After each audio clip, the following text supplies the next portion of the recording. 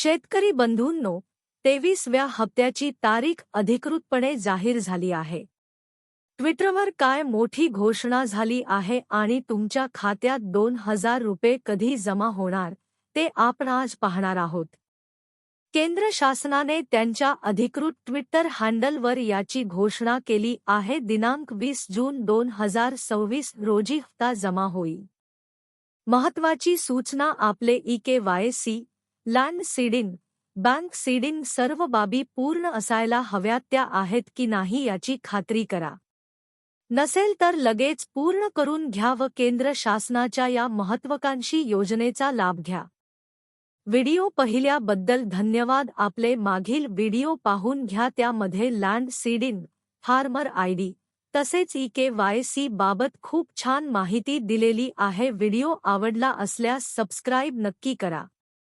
माहिती आपल्या जवळच्या शेतकरी यांना शेअर करा.